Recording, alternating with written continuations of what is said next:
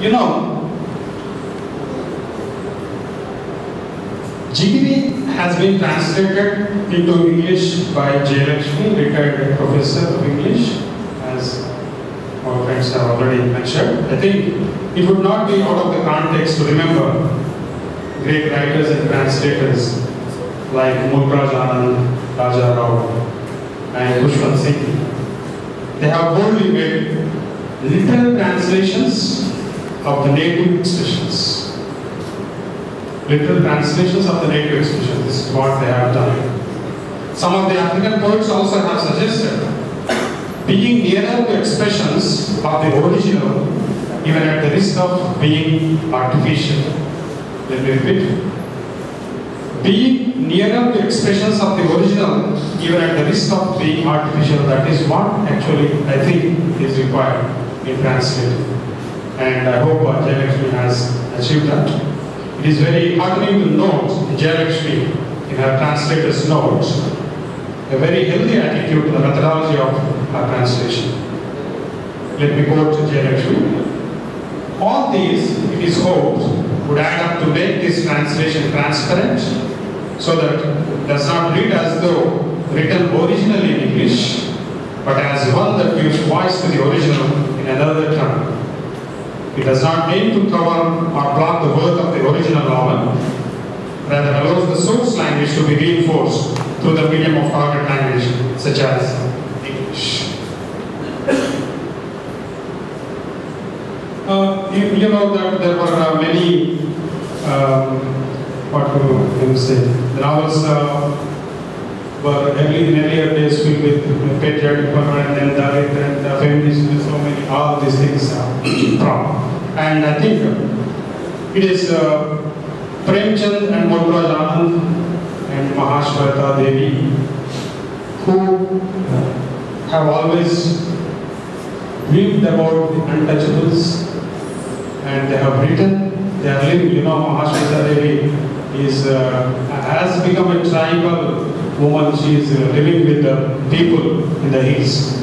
And in Goran, Premchand writes about the travels of a typical Indian farmer, Hori. Mulkraj Anand is perhaps the only writer who has named his novels as Scavenger's Son, Coolie, and etc. and so on.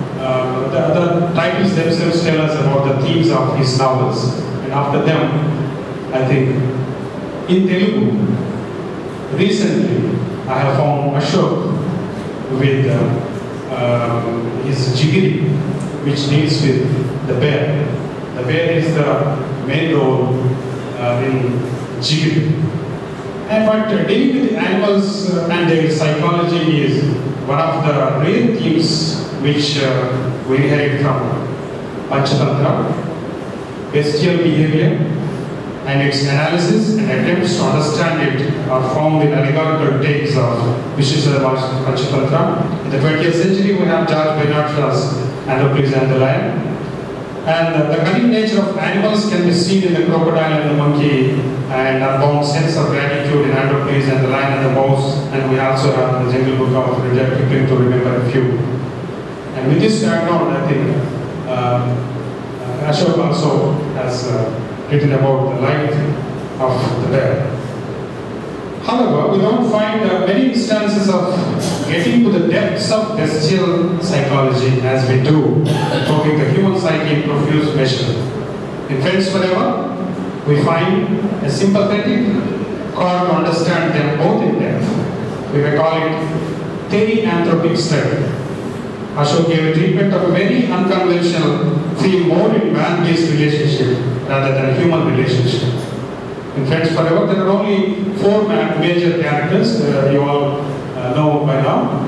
Imam, an innocent bear Shadul, with human attachment, a young man Chand, who wants to kill the animal for land, a housewife, Bibama, caught between her husband's and son's points of view, who struggles between them, and a man, Imam, highly attached to the animal bear, and somehow Imam wants to rescue the bear. Chand always tries to kill the bear, but Imam wants to rescue the bear. He suffers Imam suffers from guilt complex for bringing it from the forest. There is another person, Chandraya. We cannot call him a character, but there is another person, Chandraya. We can say there are 5 people in the novel. The 5th one is Chandraya, whose role is just to tell Imam about the whereabouts of the bear. Initially, he wanted to catch a bear for a living. At that time, Chandraya tells him there is a bear in the forest, you can go and catch the bear. And the place of the action almost remains the same, which is the house of the family, with intermittent flashbacks, where Imam nostalgically reminisces the olden days when Shadul was loved by everyone in his family.